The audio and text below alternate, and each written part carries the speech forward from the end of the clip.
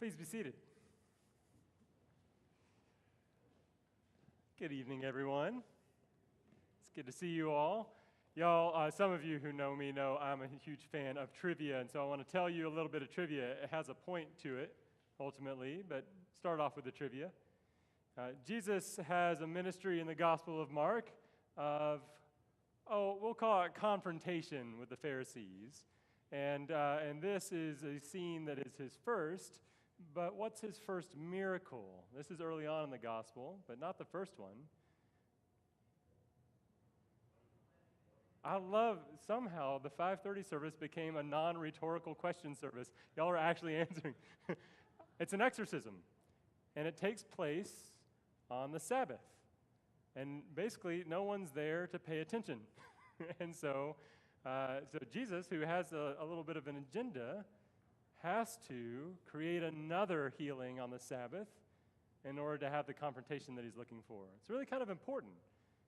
Something happens privately. It is a healing that is miraculous, and that's wonderful, the exorcism. There has to be more to it because Jesus has not accomplished what he wants to accomplish.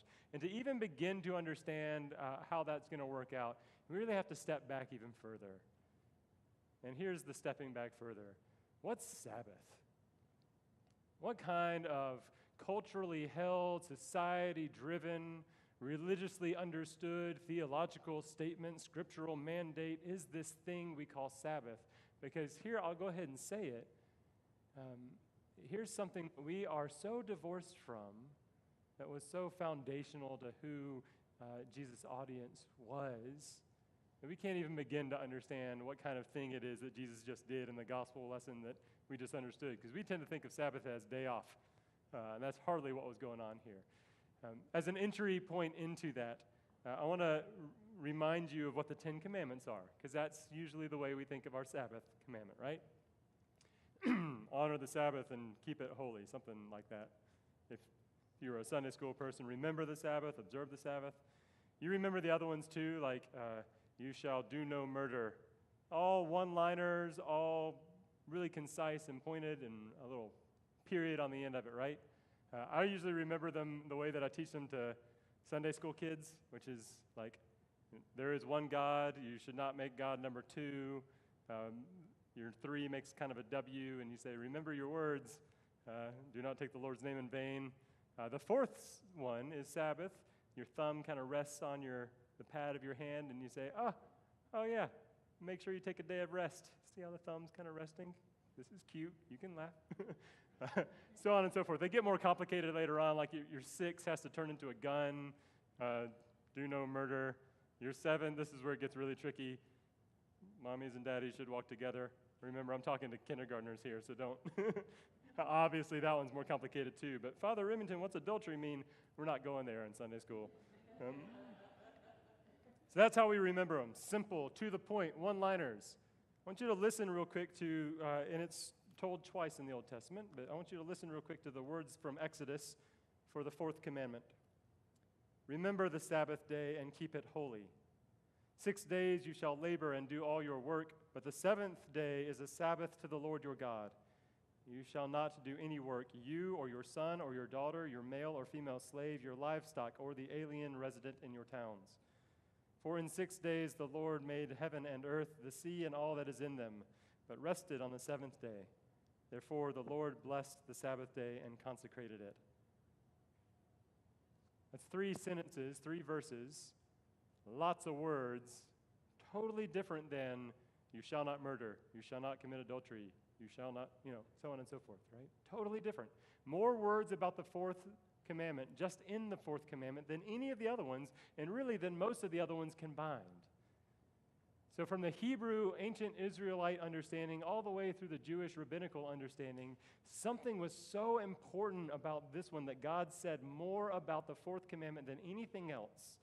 That God understood this to be the linchpin for all ethical beings, including the resident alien working in a Jewish community, right? All means of production, slave, male and female, sons, daughters, and resident alien, all of it had to shut down, and the whole society bought into it. What happened over time was that because that was understood to be so sacred, various scholars of the law began to, what we call, build a fence around it, sometimes build a wall around it, to make sure that if that's the law and I don't want to transgress against that law, then I'm going to make sure that I'm standing way over here and that I put as much barbed wire between me and that law as I possibly can. So instead of just, you shall not do any work on this seventh day, work became really narrowly defined, right?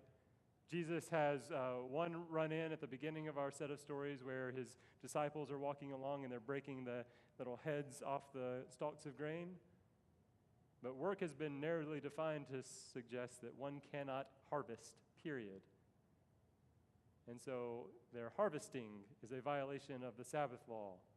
It's not exactly what God said to Moses on Mount Sinai, but it's part of the fence.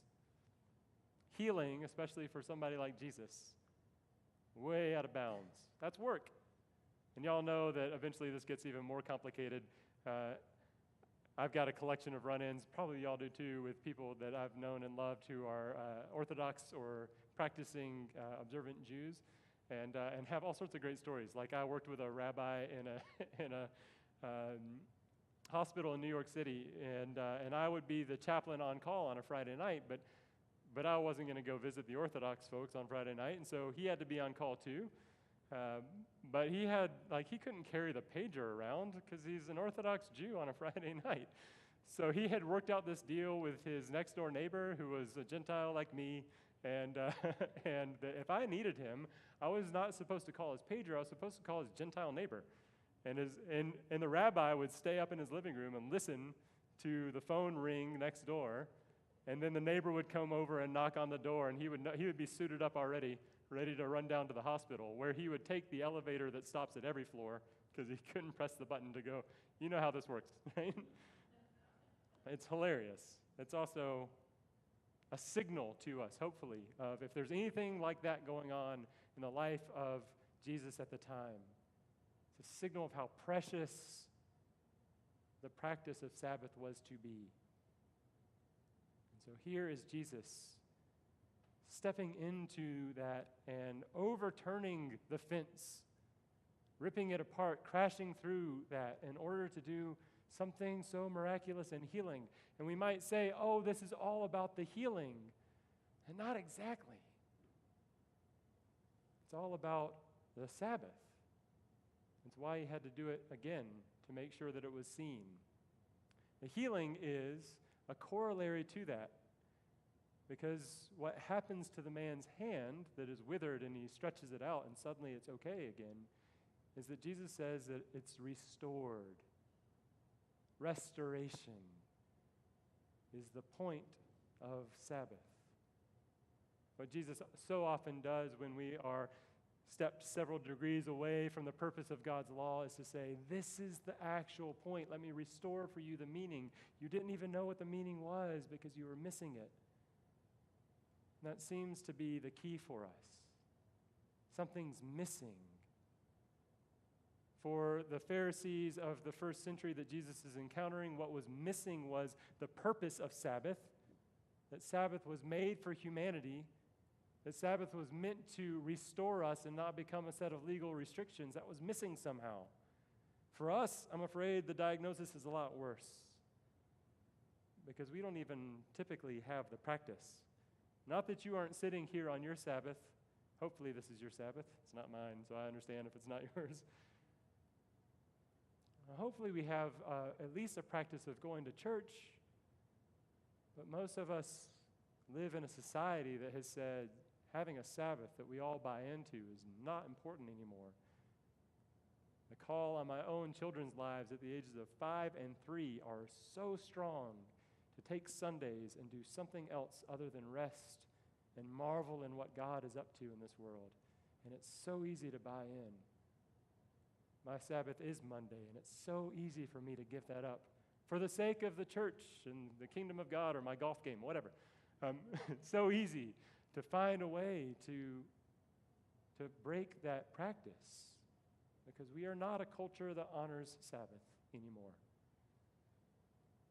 But it's even harder to know when it's truly missing. Because as it becomes missing, as it begins to be further and further removed from our soul. There is not that acute reminder that something's wrong. Instead, we just begin to live lives of continuous activity and stress and belief that everything in this world is dependent upon our hands being placed on it. It's hard for us to see something that is missing. So I bring that up, and I want to share maybe two things with you real quick. One is this. The clergy and vestry and wardens of this church, I think, have woken up to the idea that Sabbath is missing from our collective societal lives.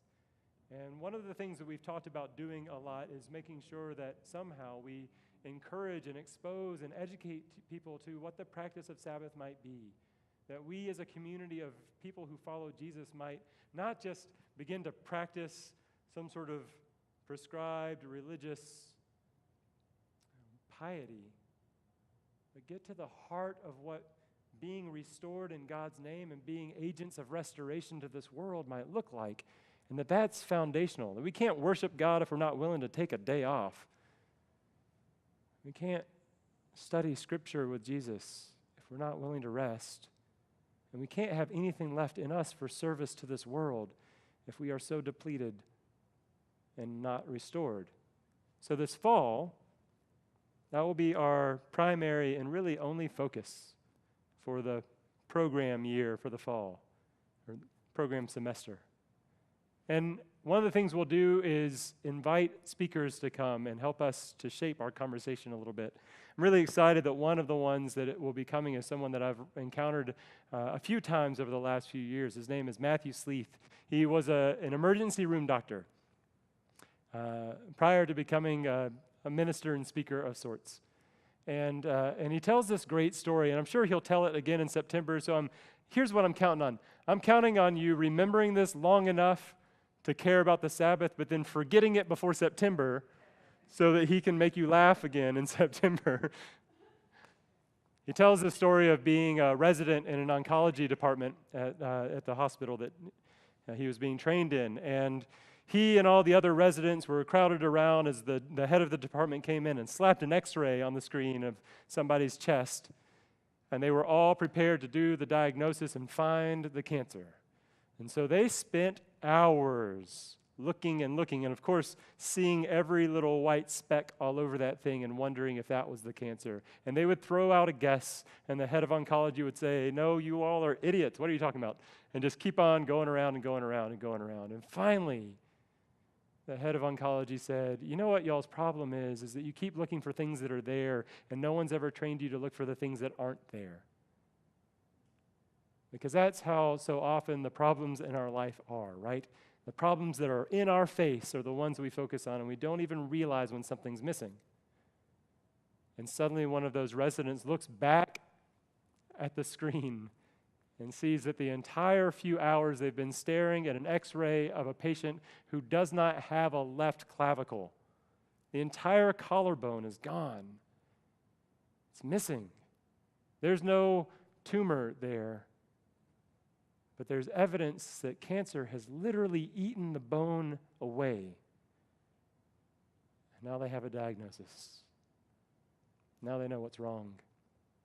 Now they know what's eroded the very structure of this person's life. And they know how to address it.